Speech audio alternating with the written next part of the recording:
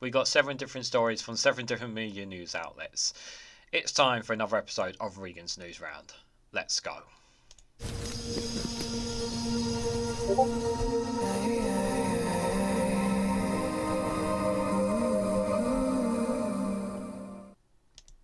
Good morning, good afternoon, good evening, wherever you are in the world. This is Reganelite here with another episode of Regan's Newsround, where I cover 7 different stories from 7 different media news outlets for you guys within roughly about an hour or more.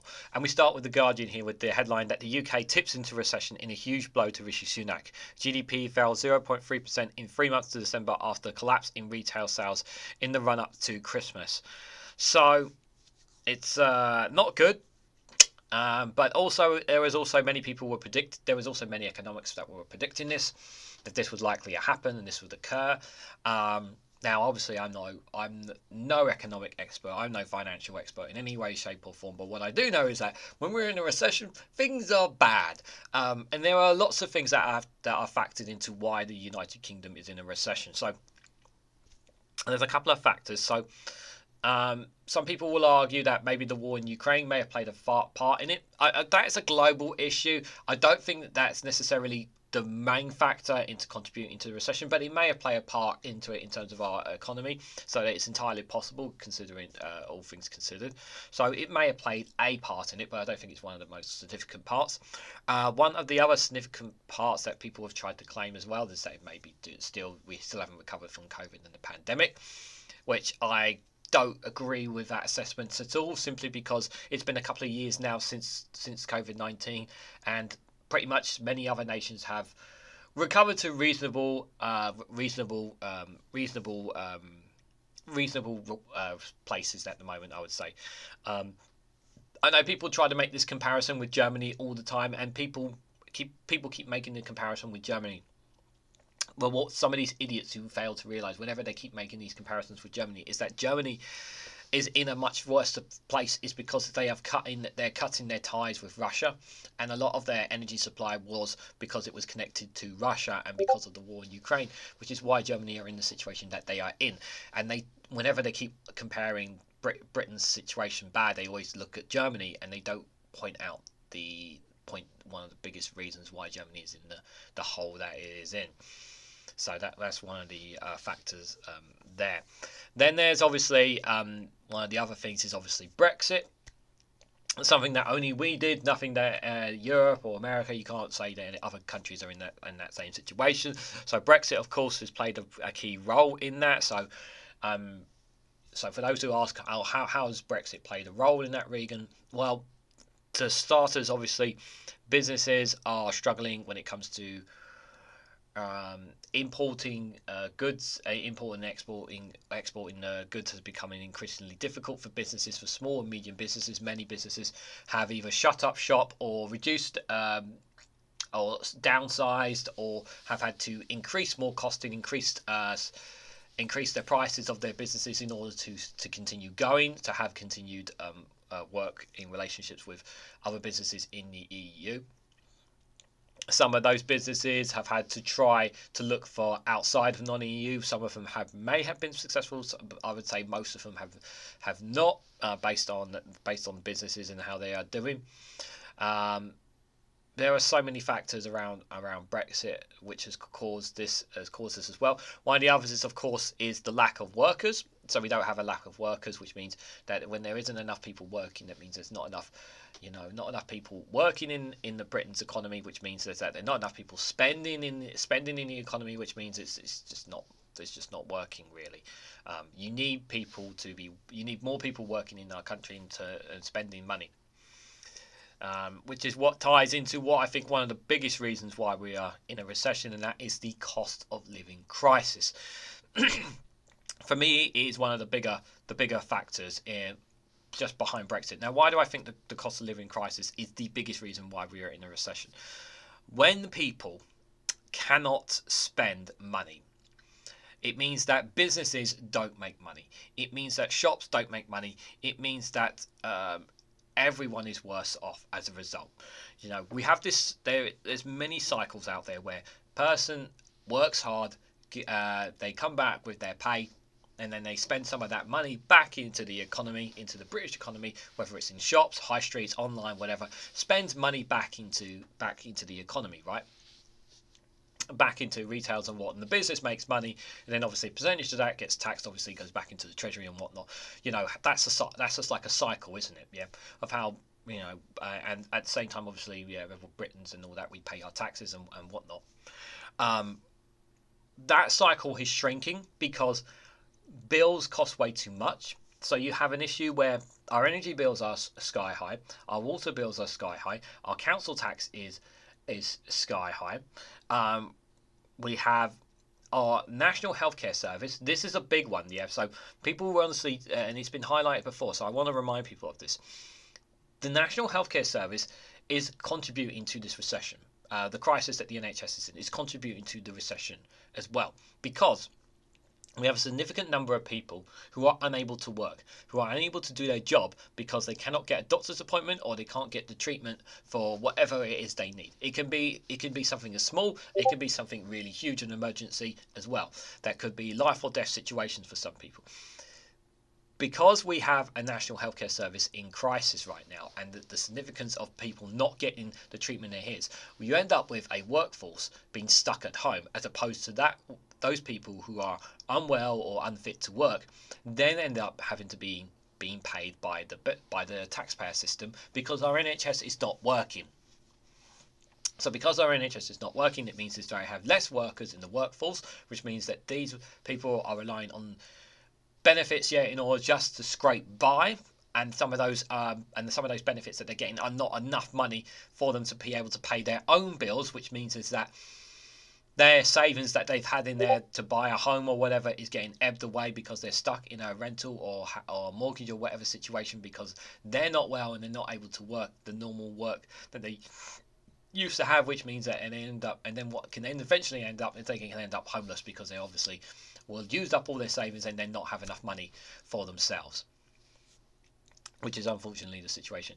And that also ties into obviously with businesses, like I said, because people who are spending less, as I'm sure it will highlight as well. Not as many people spent money at Christmas, I think, than they did before. I think people were a lot more careful and more selective, and they need to be, because it's considering how much it costs now with all some of the bills that I've just mentioned. So that's obviously played a factor into it, because obviously if businesses are not making as much money as they used to, because Christmas time is one of the most important times for the retail sector in particular to make a decent profit, because some businesses they need it to go well. Just for an example, the toy sector, okay, it's not an essential, but still, for these non-essential businesses, they need to have a good Christmas.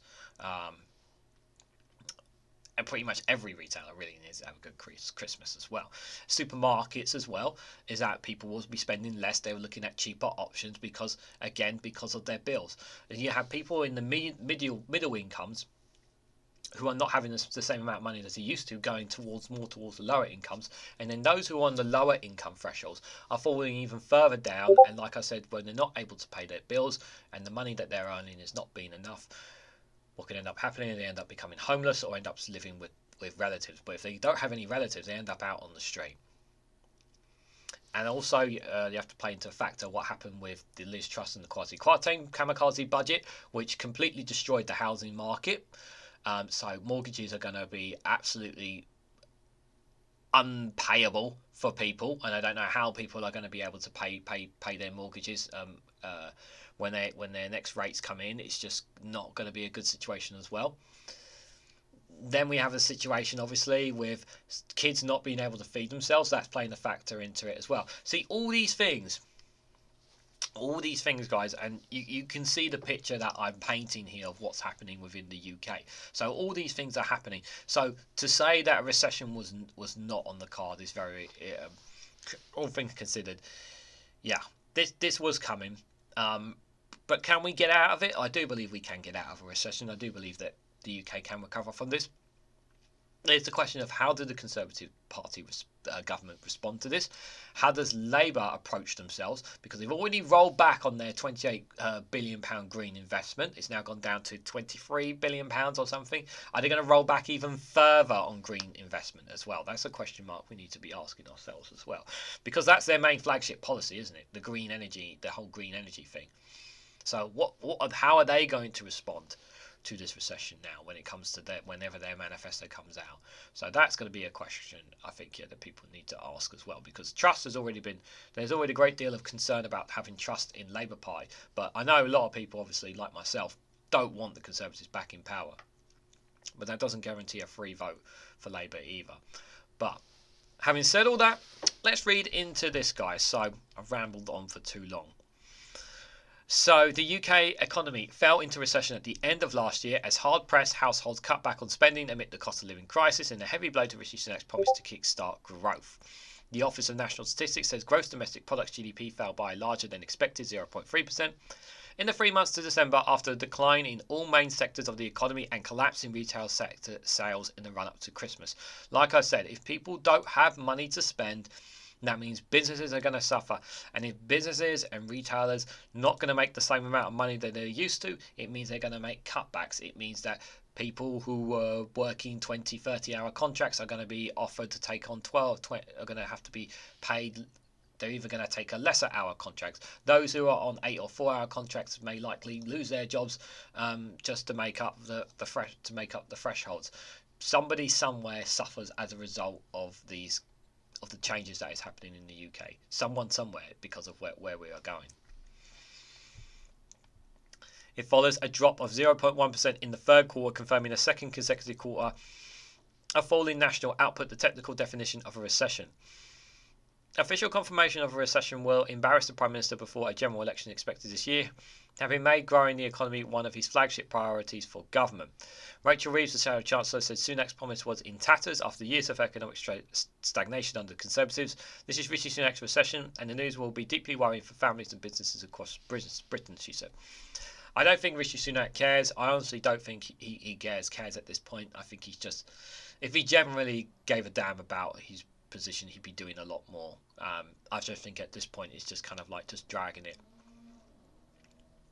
I really don't think he cares. I really don't. The ONS said growth over the course of 2023 as a whole was estimated at 0.1%, the weakest year since 2009 during the financial crisis, excluding the economic collapse in 2020 during the COVID pandemic. Like I said, yeah, you can't factor in the COVID pandemic because pretty much everyone had the same thing.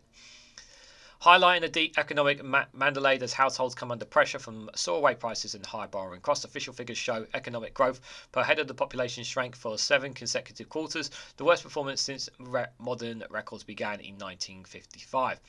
The Director of Economic Statistics at ONS, Liz McHale, said our initial estimates show the UK contracted in the fourth quarter of 2023, while it has shrunk for 2 consecutive quarters across 2023. As the whole, the economy has been broadly flat. All the main sectors fell on the quarter, with manufacturing, construction and wholesale being the biggest drags on growth, particularly offset by increases in hotels and rentals for vehicle and machinery. So they're obviously about manufacturing and construction. One of the biggest problems for manufacturing and construction is obviously having the materials and supplies that they have.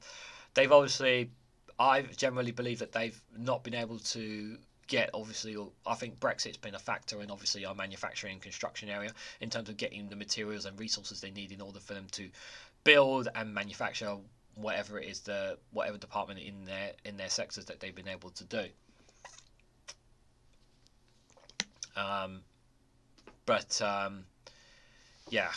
Vehicles and machinery, yeah. So, but I'm not an economics guy, as you guys know. So, but I am trying to picture it in my head as much as I possibly can for you guys. So this is a source from the ONS statistics. There's a Guardian graphic here. This is the UK's GDP decline for 2 consecutive quarters in the second half of 2023. This is quarter-on-quarterly growth as a percentage. As you can see, in the first quarter of 2022, we were doing really well, and the second quarter was still positive. Third quarter we went negative. Fourth quarter we bounced back positive. At the start of last year, we had positive growth. Second quarter, no growth. Third quarter, loss of growth. Fourth quarter, even further loss of growth.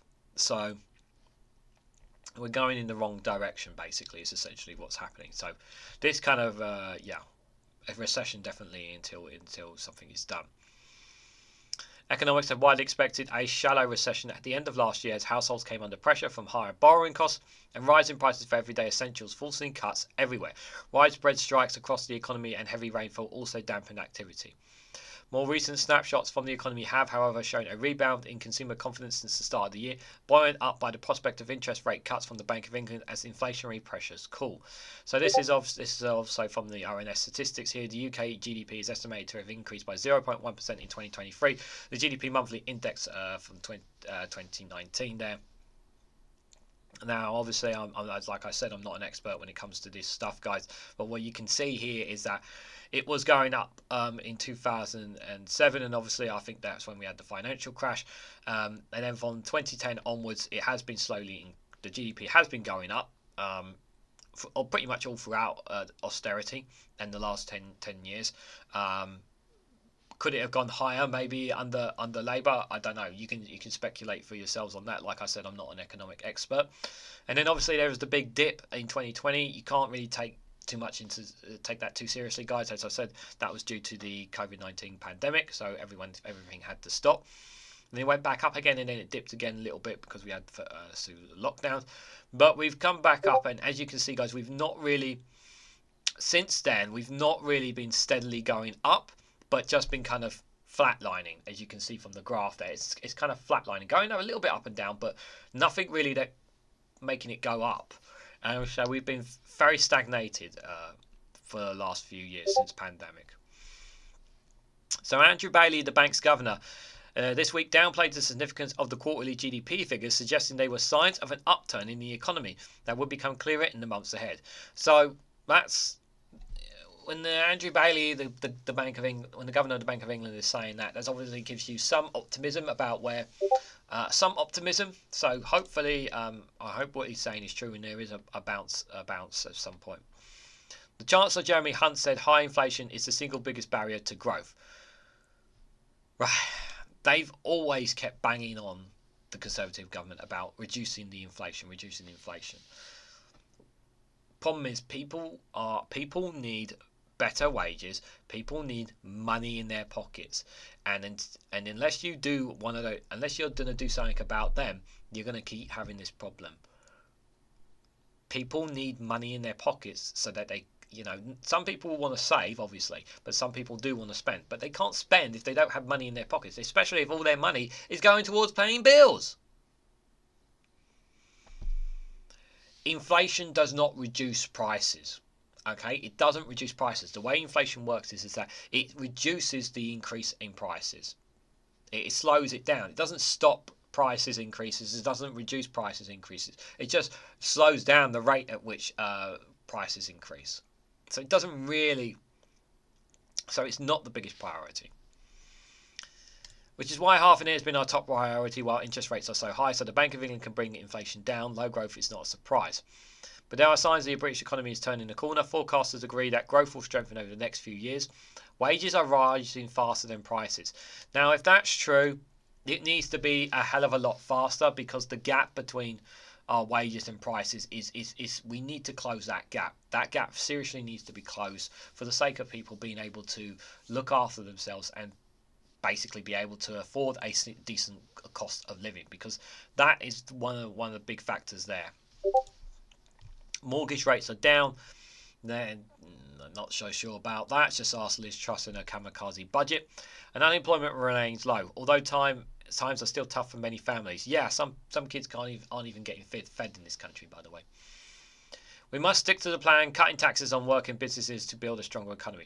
This cutting taxes is not the solution. Cutting taxes is not the solution. I've said this, but so many people are saying this, that people don't want taxes cut. People want money put in their pocket. The bank is widely expected to begin cutting interest rates from as early as this summer, amid growing concerns over the strength of the economy after 14 consecutive increases in the cost of borrowing in response to soaring inflation. Official figures this week showed inflation unexpectedly remained unchanged at 4% in January, having fallen back by more than 10% a year ago. Economic growth is forecast to outpace France and Germany this year at 0.7% according to the Organisation of Economic Cooperation and Development, but significantly trailing the US and several other advanced economies. The ONS has said since the UK was about 1% larger than its pre-pandemic levels, ahead of Germany, but behind other countries in the G7 group of leading developed countries. The latest snapshot from the ONS indicated weakness for much across the economy at the end of last year, with a fall in GDP amid a tough Christmas shopping period for retailers, reflecting on pressures on households and spending amid the cost of living crisis. The ONS said output in the UK's dominant service sector had fallen for 3 consecutive quarters, with a drop of 0.2% in the last 3 months of 2023.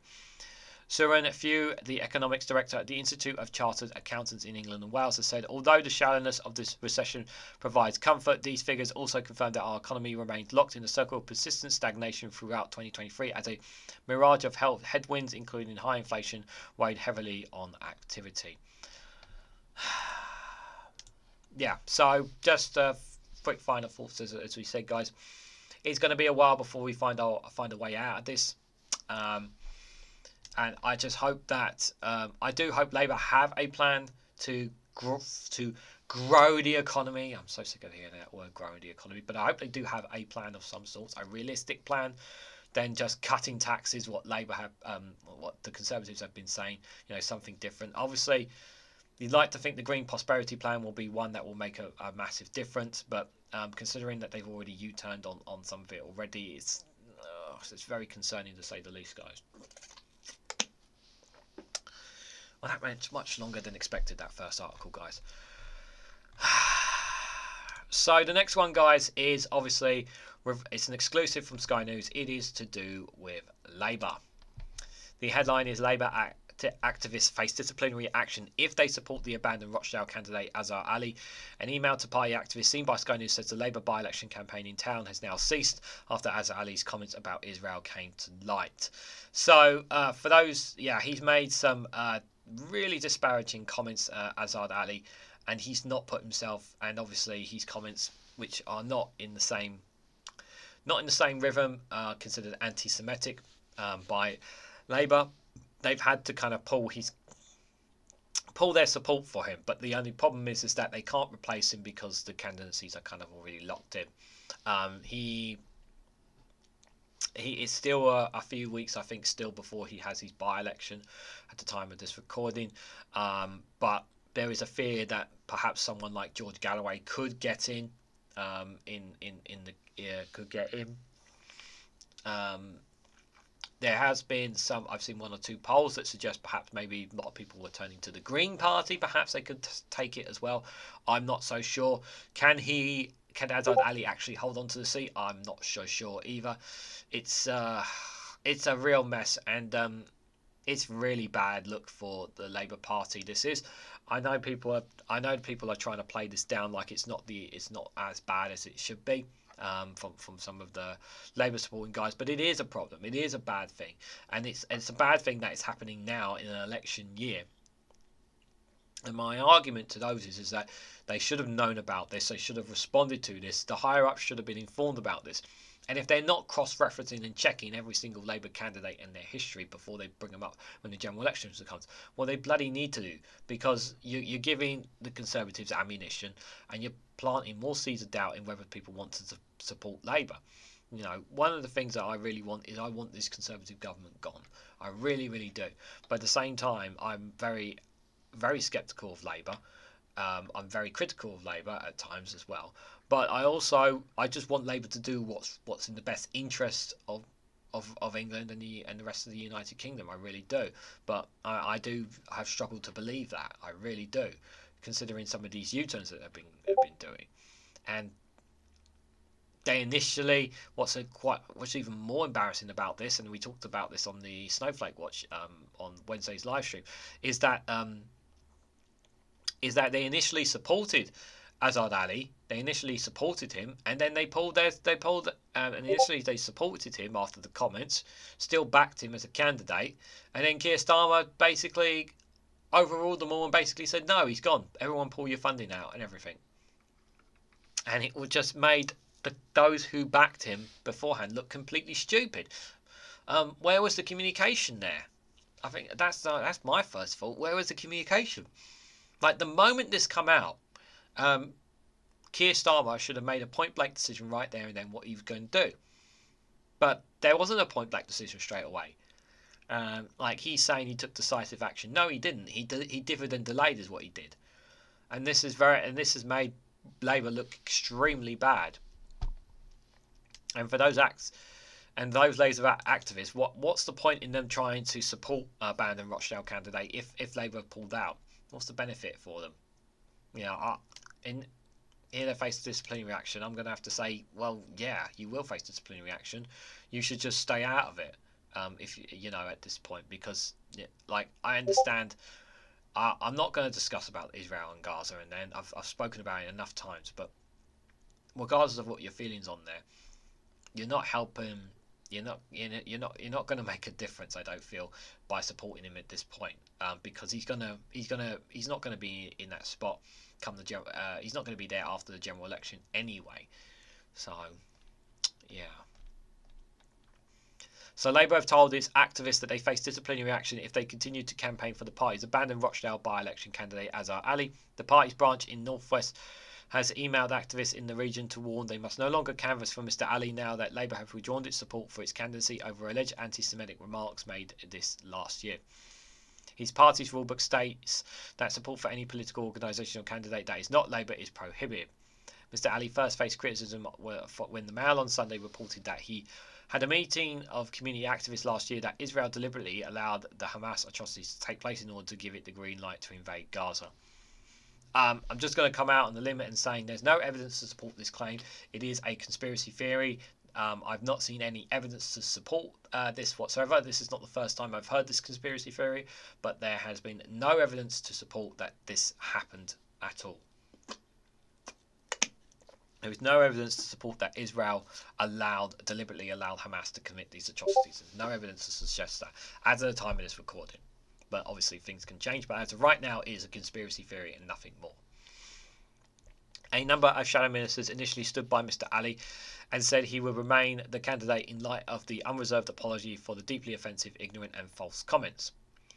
However, the party withdrew support for Mr Ali when further remarks were published by the Daily Mail in which he allegedly blamed people in the media from certain Jewish quarters for fueling criticism of pro-Palestinian Labour MP, as well as claiming Israel planned to get rid of Palestinians from Gaza and grab some of the land.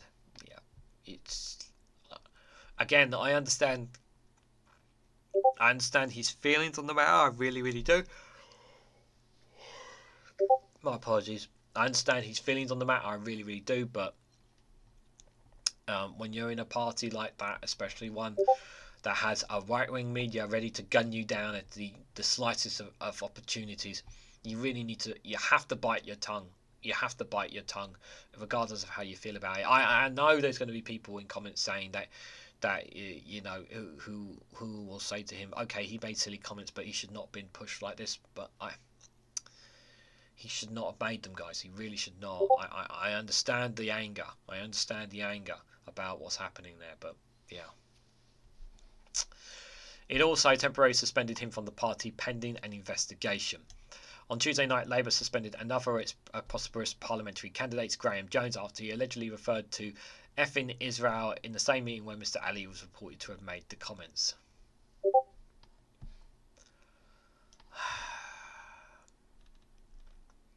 In an email to Labour members seen by Sky News, the party writes, as you may be aware, the Labour Party has withdrawn its support for Azhar Ali as a Labour Party candidate, and the Labour Party's campaign in Rochdale has now ceased. In view of these developments, we must inform you that members are not permitted to campaign in the by-election on behalf of Azhar Ali.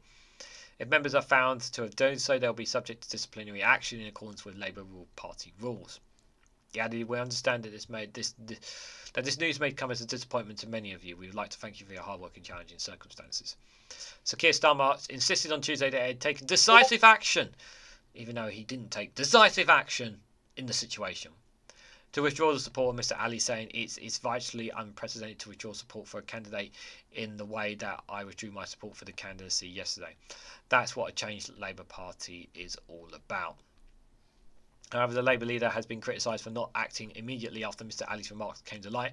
With Housing Minister Lee Rowan telling Sky Sports the episode showed that the Labour Party is in a real mess. It is just extraordinary to see some of the things that are coming out now, some of the conspiracy theories he told Breakfast with Kate Burley. It shows that the Labour Party really hasn't got a grip on this, and that this is a party that has not changed, and a party that will say anything to win government. They're not taking their position, they're not taking their lead very seriously. I mean, people are there's a lot of proportion of people out there who are voting Labour because they don't like Conservatives. They're not voting Labour because they want Labour in power. They're voting Labour because they don't want the Conservatives. There's a lot of people who I will say who are deeply conservative and are not going to vote Conservative, but they're not sure who they're going to vote for. And quite some of them will probably not vote, who haven't decided whether or not they're going to vote Labour or not. But based on things that keep coming out from the Labour Party, it's making them very unlikely to want to vote Labour. So, I've said this before, and I'll say this again, guys. I'm very curious to see what the polls will say. I know polls you're supposed to take them with a pinch of salt and all that, guys. I've mentioned this, but I'm very curious to see after this week what the polls will actually indicate. Like if the gap is a bit closer, if those people have actually gone back to Conservatives or if they've gone to Lib Dem Greens reform. I'm curious to know where the polls will be after what has been quite a shambolic week for the Labour Party. So Sakir's decision to withdraw support for Mr. Ali creates an unusual situation whereby he still appears on the ballot paper as the Labour candidate, because it is too late for his name to be removed, although the party is not backing him.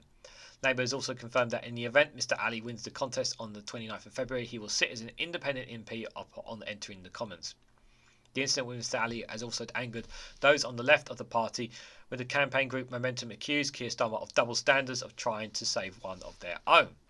Mr. Ali led the campaign group on Lancashire County Council before being selected as a candidate for Rochdale by-election set for February 29th. He was hoping to replace Labour steward Sir Tony Lloyd, who died in January, who had been the Labour MP since 2017. And just here at the bottom, here's the full list of candidates for the political parties that are being represented. So Azhar Ali now who is no longer endorsed as a candidate, but he is still under Labour, even though he's going to be losing that as soon as he comes in. Mark Coleman is an independent, Simon Yuskis of Reform UK, Ian Donaldson of the Liberal Democrats, Paul Easton, the Conservative Party candidate, George Galloway, Michael Howard and William Howard of Independents, Guy Otten of the Green Party, Raven Sabolia of the official Monster Raving Looney Party, and David Tolley of the Independent as well. So there's quite a few independent candidates obviously to choose from. If you're not sure who to vote for there and you're from Rochdale, I would recommend Raven Sabia of the Monster Raving Looney Party because why not? It is a funny name, to be fair, guys. But yeah, just final thoughts on it, guys. It's not a very good look for Labour whatsoever, and I hope really they are rigorous in making sure their candidates are covered as much as they possibly can when it comes to the general election. But something tells me he's not going to hold the seat. It will be interesting to see what the actual outcome of it. I'm not sure how it's going to go, the Rochdale one. It should be a shoe-in for Labour, but it's a candidate they don't want, so I'm not sure what people are actually going to be thinking when they're going to be going to the polls on that one. It's interesting to say the least. So guys, while you're here, if you haven't hit the like button, we greatly appreciate it. Share it across social media and hit that bell notification icon so you'll be notified of when I upload another video. So guys, the next one we got for you is from the BBC. And the headline is Tobias Ellwood said MPs are not fair game after protests at his home. The Conservative MP has said politicians cannot be viewed as fair game after large-scale pro-Palestinian protests at his family home. So I want to... So my position on this is, guys, is that regardless of whatever political party they are from, Conservative, Labour, whatever it is, guys, protesting outside of a family man's home, to me, is a big fat no-no. I understand I understand there's a great deal of anger towards certain MPs in our country, in England in particular, and the way that some of them are handling things. And I totally understand the anger, and I totally understand the frustration. However, you're not, making death threats online, as well. Threatening to do things to them and their families is not helping. Shouting and screaming and making noise outside their family home. It's just not the way to do it. If you want to do it outside their office in their local constituency, go right ahead, because that's where obviously they work in their constituency outside their main office in wherever it is in the constituency, so you can make your voice heard there. But not personal homes, guys. Not personal homes. I understand the anger. I really do. With many of these Conservative MPs, but leave the families out. Leave the family out. Leave their families out of this. Don't make this personal.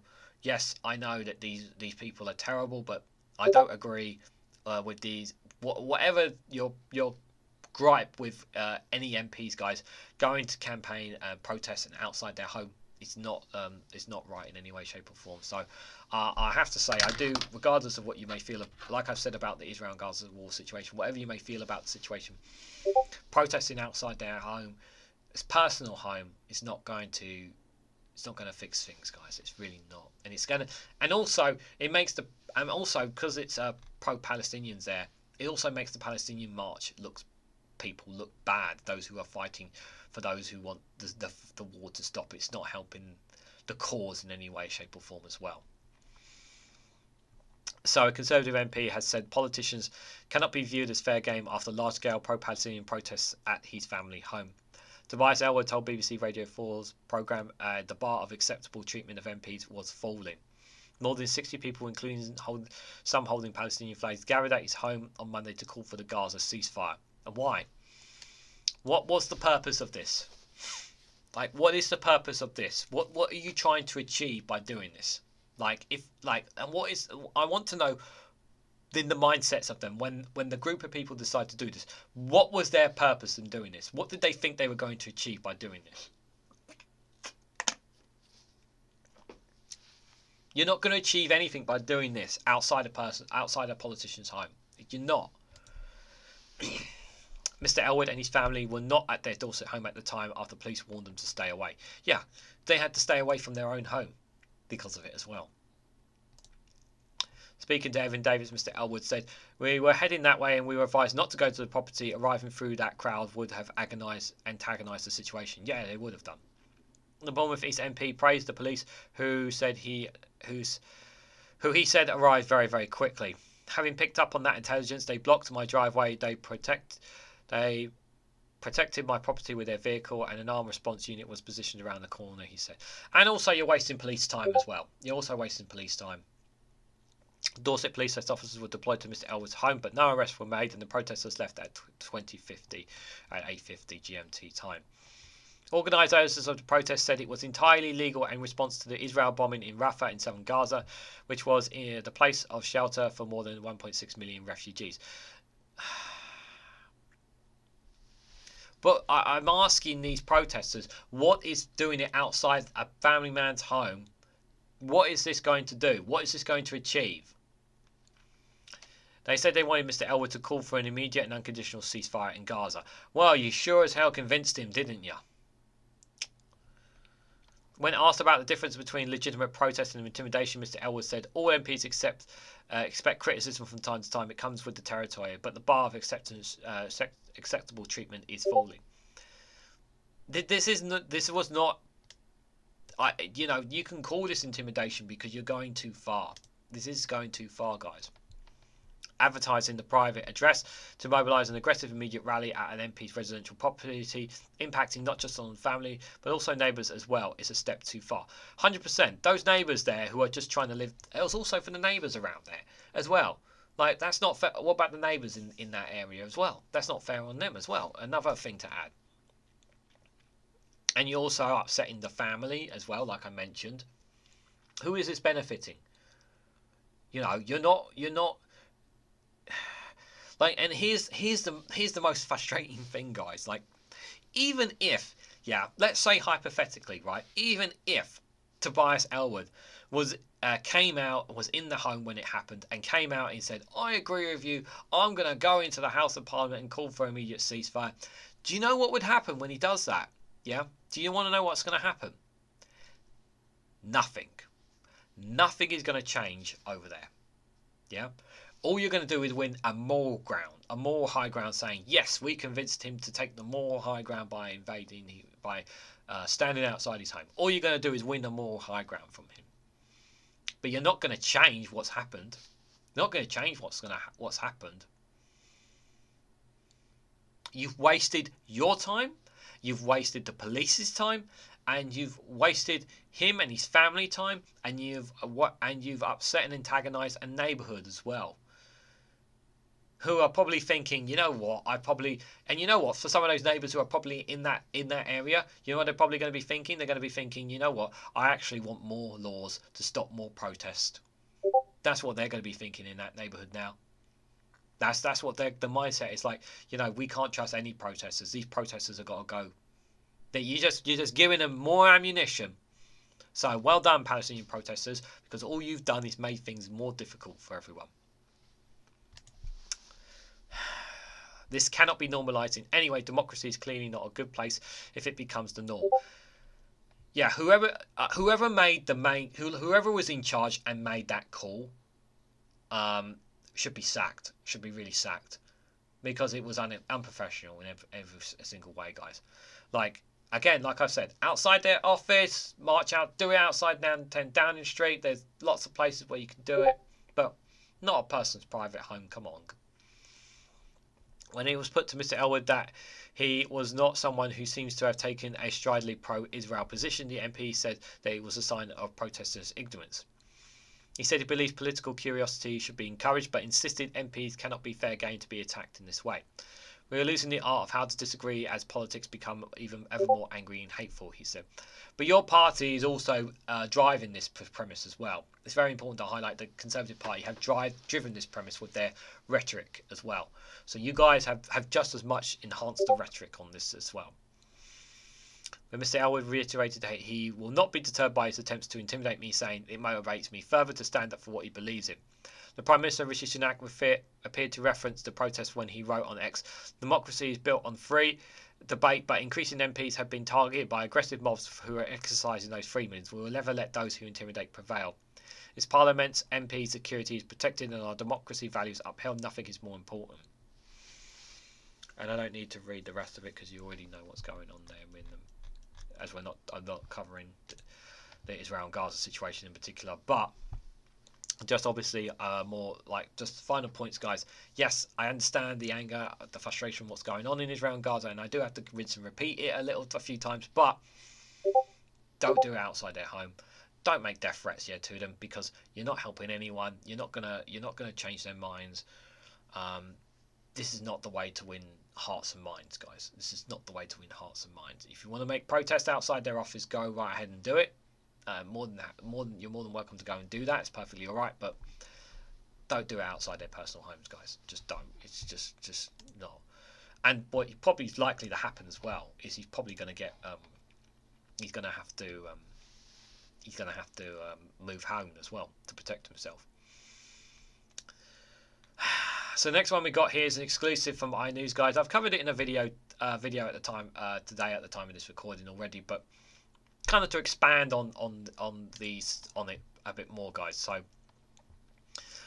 So the headline from this exclusive from iNews is, "What the actual F? TikTokers rule out helping the Home Office advertise Rwanda policy. Would I accept the offer? No." TikTok star Fabio Deli says when told he had reportedly been earmarked for a campaign to deter migrants. So this is regarding in relation to the story about the government is going to be paying taxpayer money to fund towards celebrities and TikTokers to basically to try and tell Rwanda people coming to the UK to not migrants coming across the boats to stop coming across the boats, otherwise you'll get deported to Rwanda. Yeah, taxpayer money going to be wasted on this, guys. It's a joke. It's ridiculous. I've vented my anger about it, I think, already in the video, but It's nice to actually hear a TikTok star saying that he thinks this is a joke. But let's read what Fabio Dali has had to actually say on regards to this. So, influencers reportedly shortlisted as the face of a government-sponsored TikTok campaign to disavow people from travelling to the UK from Albania on small boats have disavowed the plan. The Home Office have said to have earmarked more than £570,000 to pay the influencers to film TikTok videos that would disallude migrants from crossing the channel, with funds set aside for local influencers in Albania, Egypt, Iraq, Vietnam, Turkey and India. Wait, £500,000 of taxpayer money? I didn't know it was £500,000. God. £500,000? What a complete waste of money. The Times first reported the plans, which would have reportedly been brokered in conjunction with an influencers marketing agency, Multicultural Market Consultancy, MMC. Fabio Dali, a 20-year-old Albanian TikToker with more than 100,000 followers on the app, is said to have been one of a number of influencers from Albania identified as being potential figureheads of a marketing campaign. However, when contacted by the Eye, Mr. Dali professed to have no knowledge of the campaign and said he would not promote the cause the government is seeking to highlight. "Oh my God," he said. "What the actual F? I haven't been contacted by any government." The influencer and student added, "Would I accept their offer if they contacted me? No. I find it a very sensitive issue when it comes to refugees trying to cross the border," he said. "My first instinct off the top of my head would be no." Mr. Dalla has said, besides him disagreeing with the idea behind the campaign, "I'm not the right person to articulate this to this audience." He added, "My TikTok account is all about social phenomena and it's not anything politics or anything else. I just record videos randomly talking about different issues that are social related, not with politics. I haven't received any emails, for real. I'm a little bit shocked." He explained, "I'm just a student studying architecture in Albania. I know no one." Another of the influencers named in the article, American travel blogger Ben Washburn, said, "I haven't been contacted by the British government about this campaign and I'm not interested in participating in it." The Eye understands the influencers named in the Times are not necessarily those currently under consideration by the government. All those were contacted and asked whether they had been approached to take part in the campaign and whether they would do so if offered the chance to take part. Social media experts were unimpressed with the government's plans. This seems to be a widely ill-conceived idea when somebody with no clue about TikTok, influencers or political communications dreamt up, said Steve Buckley, lecturer in media and communication at the City University of London. Besides having concerns over what oversights the UK government would have over the content created by any influencers who take part, Mr. Buckley also questions whether such messages will cut through those trying to make the trip. Additionally, I seriously doubt there are communication experts working in the Home Office who have their finger on the pulse who are influential TikTokers in all of these foreign countries, he added. The small boats issue will not be solved through social media gimmicks, says Mr. Buckley. The money the government is planning to spend on ineffective social media posts, most of which will likely never be seen by their target audience, would be far better spent on practical solutions, like hiring more immigration lawyers. Bastian Medovic of 2BTube, a Spanish influencer and production company, was equally nonplussed. "I think brands and influencers are best served when they work together on campaigns they understand and believe in," he says. Digital communications expert Azhar Ali, reportedly the brainchild of the idea, declined to comment, passing the Eye on to the Home Office. MMC were contacted for comment but did not immediately respond. So this is the person reportedly the idea. It was this person's idea. A Home Office spokesperson said, "People smugglers frequently use social media to peddle lies and promote their criminal activities, and it is vital that we utilise the same platforms to inform migrants about the truths and crossing the channel and coming to the UK illegally, even though there's no legal routes for them to come unless they're from Ukraine or Hong Kong, but we don't talk about that part. The relentless action we have taken, reducing crossings by 36% last year, which saw similar weather conditions to 2022. We make no apologies for using every means necessary to stop the boats and save lives." Oh dear, guys. It's just not. It's just a waste of money. It's a complete waste of money, guys. It's a waste of money. It's a waste of our time, and it's a waste of taxpayer money. Our taxpayer money going towards this? It's just stupid. It's a stupid policy from a stupid person from a stupid government. And the Home Office don't even, and you read it into that, just like I read into the other one. They do even know these influencers? Do they even know what they do, guys? Probably not. But it has been a bad week, yeah, for certain politicians like Keir Starmer and Rishi Sunak. Let's hear what a certain Matt Green has to say about how bad they've been doing, guys. Hope you enjoy. It's been a difficult week for Keir Starmer as accusations of anti-Semitism have derailed the Labour Party's campaign for the Rochdale by-election next week. Our leaks, gaffes and here we go again correspondent Jonathan Goodenough has more. Yes, that's right. The Labour leader pledged when he took on the job that he would root out anti-Semitism from the party, but the issue continues to dog him. Because of the anti-Semitism. Keir Starmer has now suspended 2 prospective parliamentary candidates pending an investigation, but critics are wondering, is that as far as it goes? So could this affect Labour's lead in the polls? Well, 2 groups of people certainly hope so. Which 2 groups? Their political opponents, of course, and the press, who've been absolutely desperate for something to happen to keep the next election interesting. Let's not get into that. However, in the short term, the battle for the Rochdale constituency now features a number of unsavoury candidates, so much so it could perhaps be compared to Alien vs Predator. In what sense? Whoever wins, we all lose. Please stop referencing films in your reports. You just can't handle the truth. So if Keir Starmer's been having a bad week, does that mean that Rishi Sunak has been having a good week? Not especially. He's expected to lose 2 by-elections this week, the UK could be about to go into recession, inflation remains stubbornly high, but perhaps worst of all, he did a whole hour on GB News, which may have been the most incompetently produced political programme in UK history. What was wrong with it? Well, the constantly moving camera work threatened to give viewers seasickness, whilst rarely actually focusing on the Prime Minister's face, preferring instead to focus on his back and the mic pack that was tucked into his trousers. Okay. The audience had apparently been picked to give him fairly easy questions, and yet somehow still contained several colourful characters who threatened to derail the whole thing. Right. And perhaps worst of all, the presenter brought out a box at the end of the programme and then didn't have time to open it. What was in the box? Unclear. It may have been other questions from viewers, a comfy hiding place for the pint-sized PM, or perhaps most macabrely of all, Liz Truss's head. Stop referencing films. What film? 7. Never seen it. Sunak then flew back to London on an RAF jet just to really emphasise his man-of-the-people credentials. Thank you, Jonathan. Next up, as retailers warned that supplies of black tea are being affected by the Houthi attacks on shipping in the Red Sea, we speak to a prominent Brexiter MP who says he can't understand why they don't just source it all from Yorkshire, because that's where all of his tea comes from.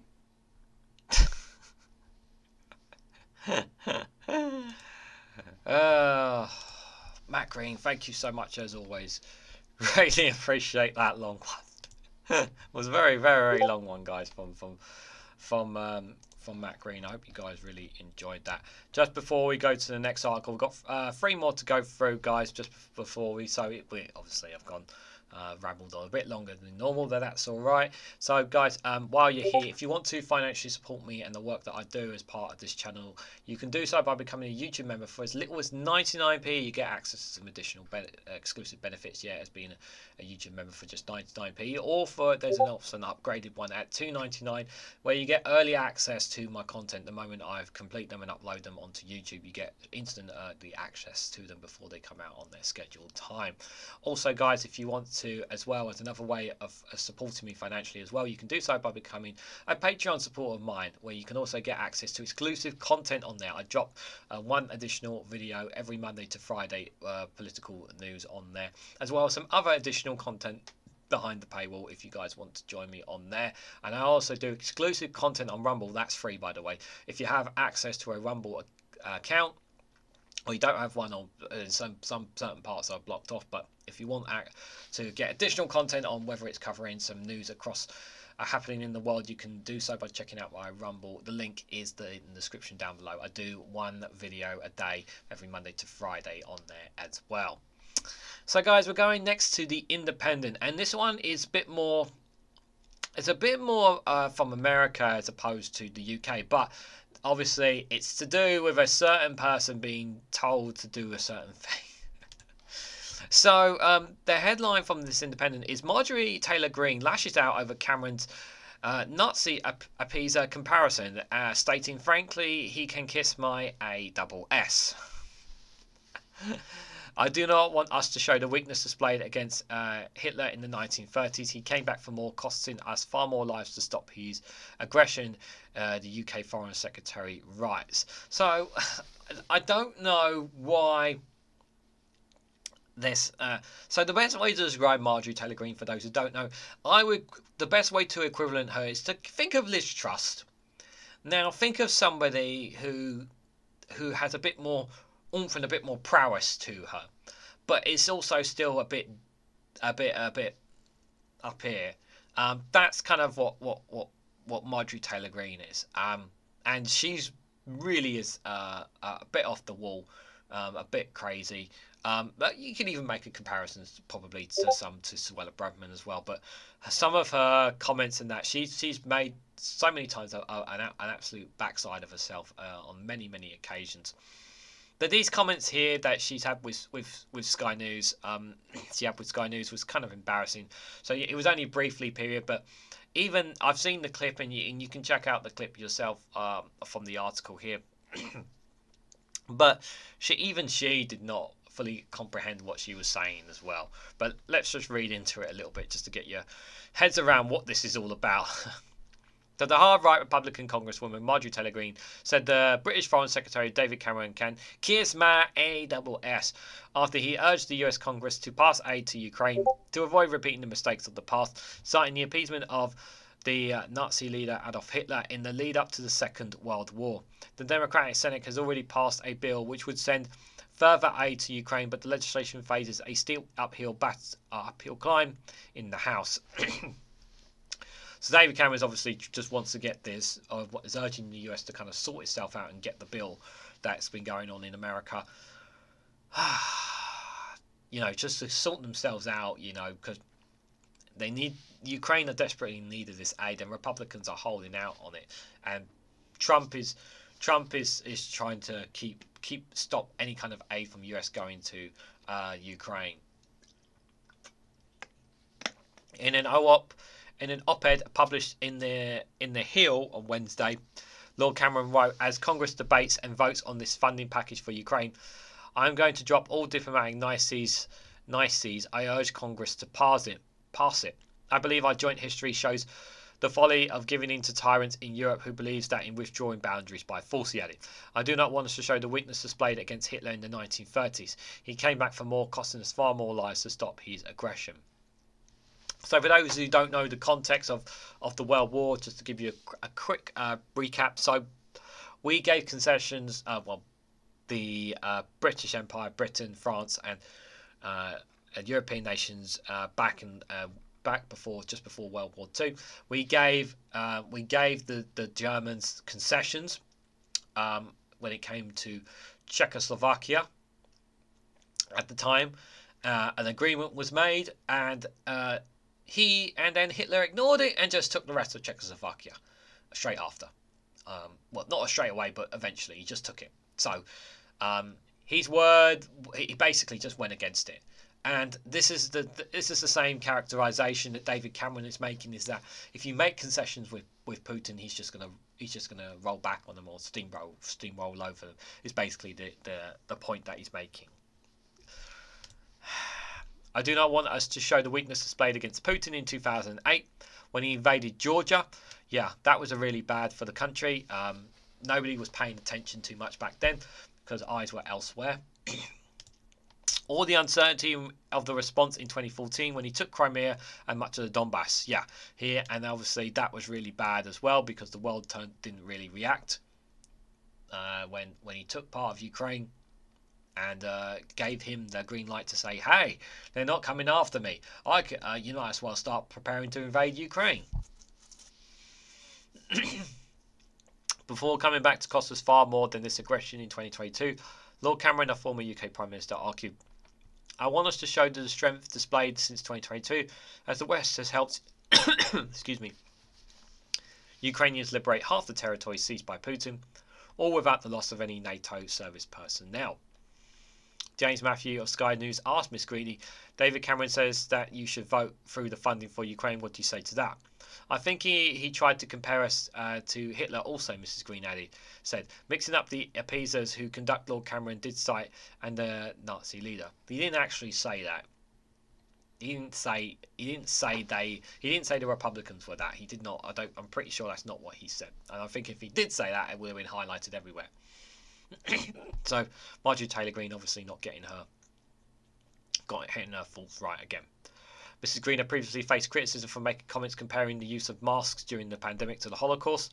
She later visited the Holocaust Museum in Washington, D.C. and apologised for her remarks. Speaking about Lord Cameron on Wednesday, Miss Greene told Sky News, if that's the kind of language he wants to use, I really have nothing to say. He likened you can do to an appeaser for Hitler in not voting through funding for Ukraine. Are you an appeaser for Putin? Matthew asked. I don't think I really care what David Cameron has to say. I think that's rude name calling. I don't try to appease that type of language, and David Cameron needs to worry about his own country, and frankly, he can kiss my ASS, she added. I know it's a ridiculous one, guys, but it's just, yeah. Obviously, I will say, obviously, those who are not interested in American politics, I can understand it because it's quite a crazy confaction. But I normally, whenever I listen to anything regards American politics, I normally go listen to it through the YouTube channel called Brian Tyler Cohen. If you go, just type on your YouTube search bar Brian Tyler Cohen. Check him out and just make what you will of his comments. I know some other people have other ones that they listen to as well, but considering that there's only so many YouTubes and so much content that you can watch, that's kind of the main person I kind of look at when it comes to what's happening in politics, and as well whatever happens on Twitter and social media, what they're saying as well. But Marjorie Taylor Greene, I don't think anyone's going to be kissing her backside because it really is not worth it in any way, shape or form, and I don't think Lord Cameron will be doing that anytime soon either.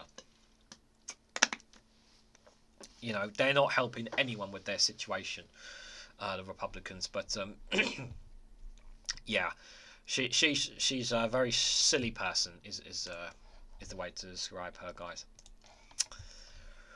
Right, this next one, guys, is regarding to a Windrush scandal, guys. So this one from Open Democracy here is an interesting one.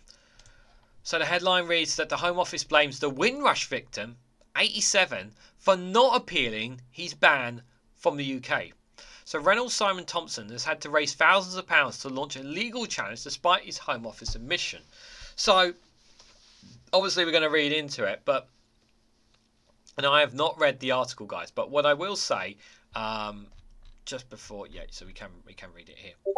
But what I will say before reading into the article, guys, is that for the Home Office to blame Windrush victims for not appealing his ban from the UK. So there's a couple of questions I have to ask. So first of all, did they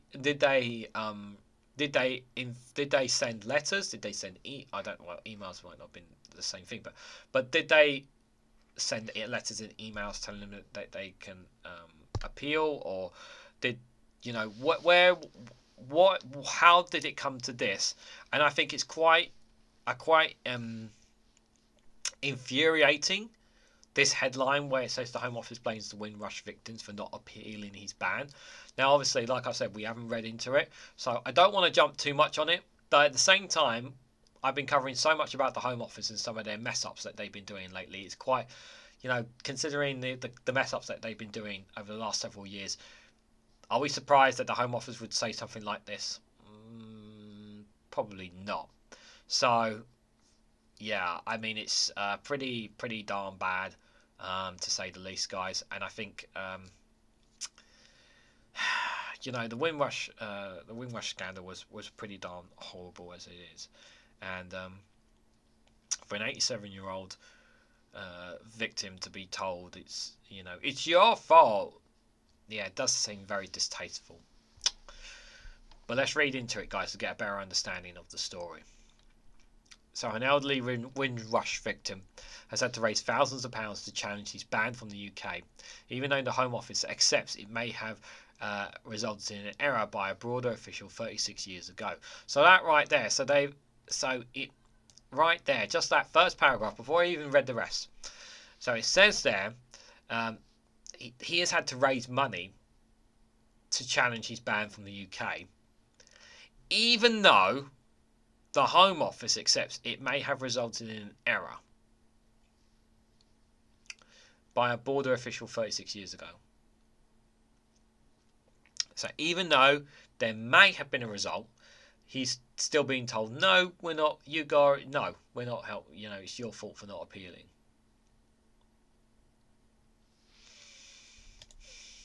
Reynolds Simon Thompson, 87, arrived in the UK from Trinidad in June 1959.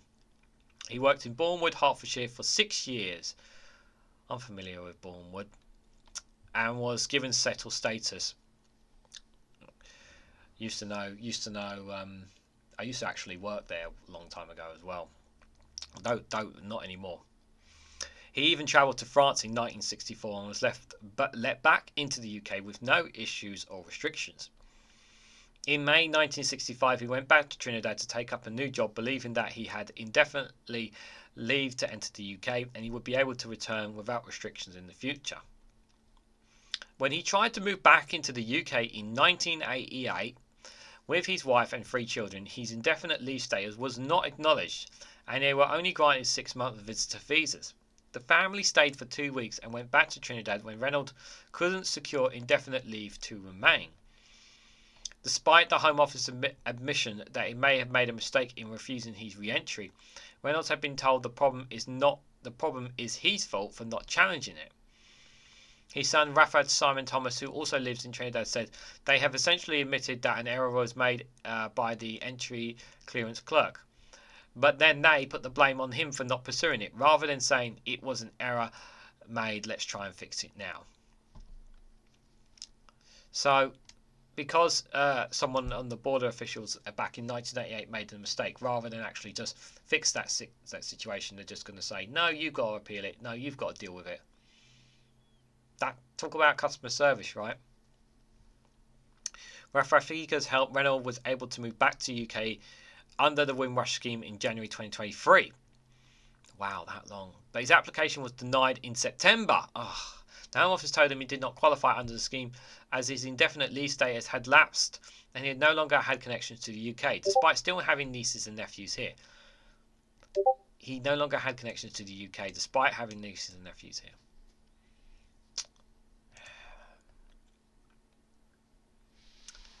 Right. So what was the Windrush scandal, to remind people? Is it here? We'll come back to that. We'll read that at the end, guys, to remind people.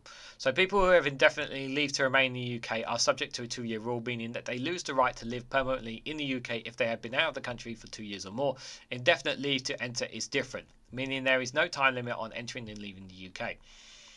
But Raffas points to the fact that a significant element of the Windrush scandal involves the confusion around immigration law. It has changed throughout the years, as well as the lack of understanding of its correct application by officials and lawyers.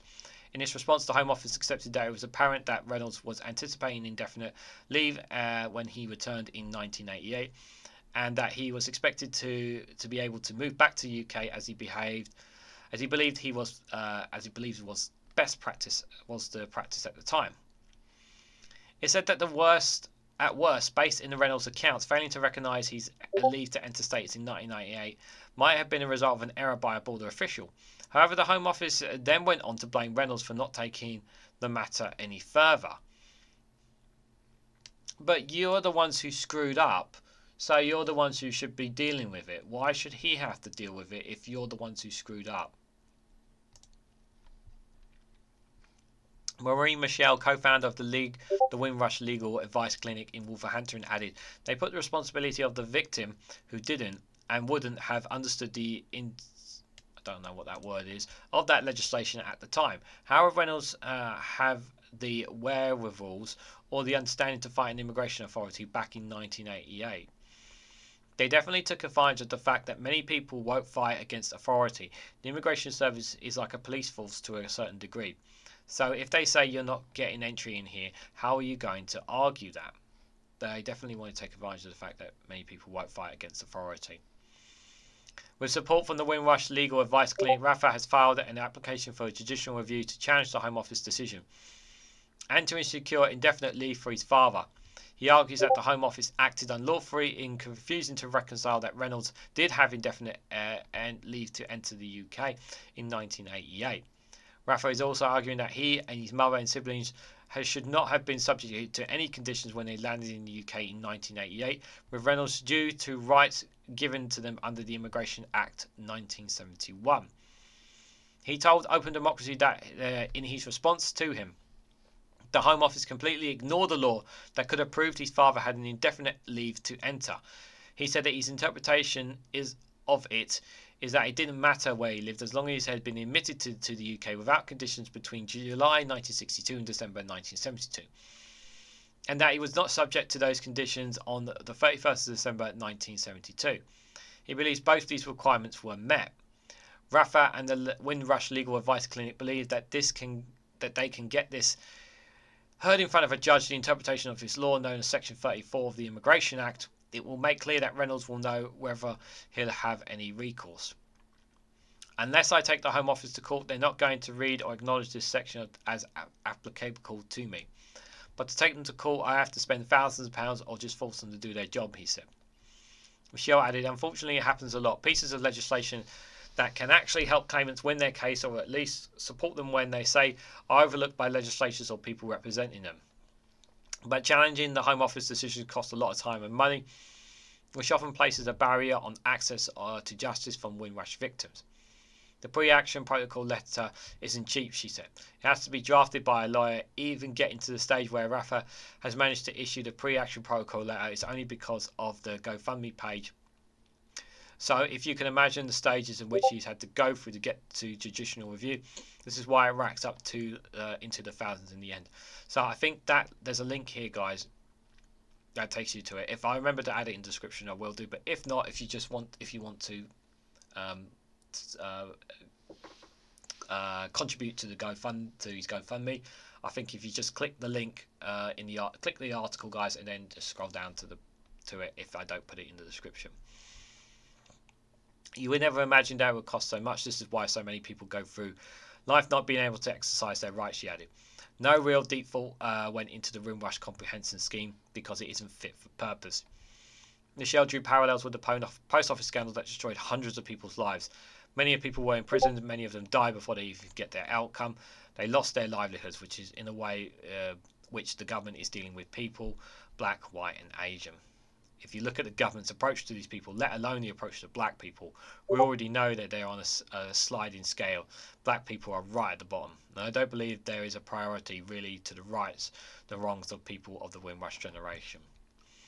The Home Office says it does not routinely comment on individual cases, and added that the government remains absolutely committed to righting the wrongs of the Windrush scandal and making sure those affected receive the compensation they rightly deserve. Rafiga told Open Democracy that while his father lives his days in Trinidad taking care of his wife, who now has dementia, he still wonders what could have been beyond missing family weddings, graduations, funerals and holidays. Rafa and his father still have questions about what opportunities they miss out on. It's also the generational impact to us and our children, to my children, he said. What choices have been taken away from us? Michelle said that if Rafa and Reynolds can't raise the funds to get this application before a judge before the deadline of 12th of February, then this case won't get off the ground. It means that the Section 34 interpretation stays the way it has been for many years without clarification. So it's not just Rafa families that suffers, it's all those who are in the Commonwealth countries who are stuck abroad and that suffer a result of not getting clarification needed for the interpretation of Section 34. So this is just a bit of context, guys, just for those who don't know about the Windrush scandal, because not everyone obviously is going to know, but just for put this context here, guys. So what was the Windrush scandal? It is 75 years since HMD Empire Windrush docked at Tivoli, Essex. Among its passengers were people arriving from the Caribbean to help fill labour shortages after the Second World War. People on board were granted right to settle indefinitely in the UK without restrictions or documents on arrival. A scandal broke out in 2018 when it revealed that people of African and Caribbean descent who had arrived in the UK before the end of 1988 were being wrongfully detained, threatened and deportation from the UK and denied access to crucial services like housing and healthcare.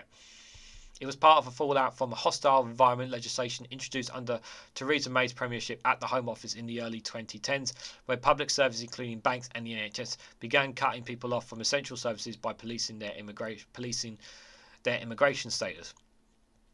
For much of the Windrush generation, many of whom were children when they arrived in the UK, the Home Office failure to keep any record or documentation of those granted to remain meant it was difficult to prove their legal status. Despite working or living or working in the UK for much of their lives, victims lost jobs, access to bank accounts, housing, healthcare and driving licences. Many were also placed in immigration detention and or deported. The Windrush Comprehension Scheme followed in 2019, along with apologies from the government and pledges that lessons would be learned.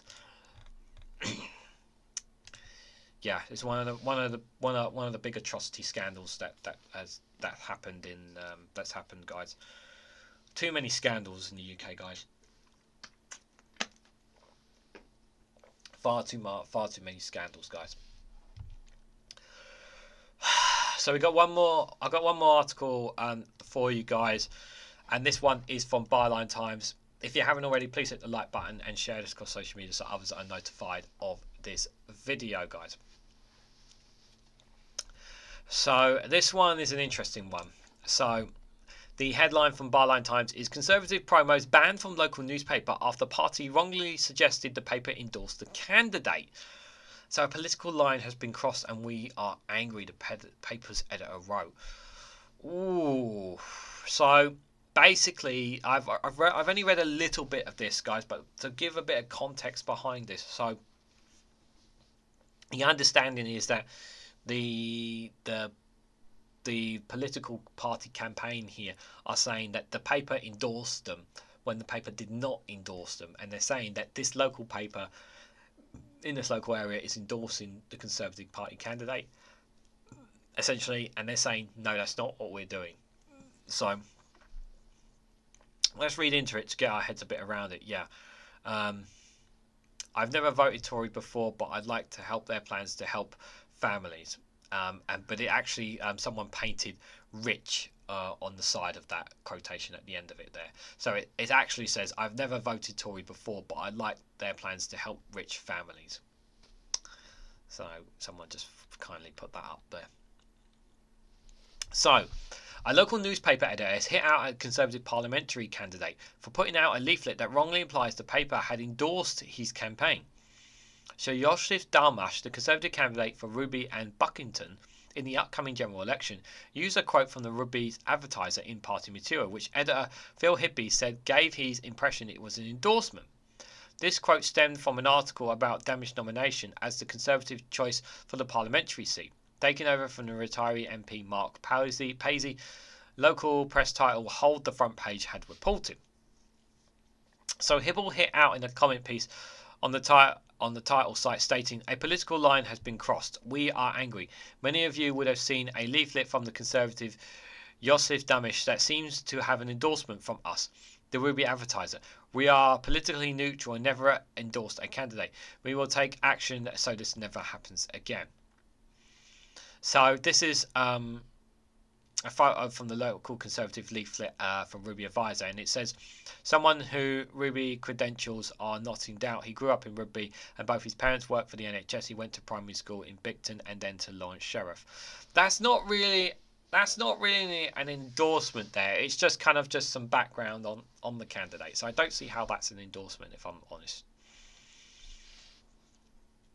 So the paper has declared a ban on publishing any Conservative press releases until the issue is addressed. The editor Hibby wrote, the good folks of the town will be wondering, has our local newspaper suddenly abandoned their position of political neutrality? Let us assure you, no, we haven't, and we are angry. The endorsement came in the shape of a quote which read, somebody whose creative credentials are not in doubt, but went on to list Joseph's credentials and then attached it to the Ruby advertiser. Not only did the Tories fail to notify us about us using our name on their lecture, but they used the quotes out of context. The original article, Ruby Tories played it safe with the candidate for the next election, including the line, should a Dalmash used, but the full paragraph read, after taking flak for selecting Lisa Parker to stand down for the Borough Council in May on the controversial basis that an atonement in Binton was reasonable grounds for someone who lives in Northamptonshire to represent Ruby's residents. and through external candidates are allowed in the parliamentary field, the association has gone somewhat for someone whose Ruby's credentials are not in doubt. Here be added, using a line out of context as an endorsement on political literature is at best morally questionable, but at worst it is damaging to our reputation as a trusted source for local news. And that has consequences for local democracy.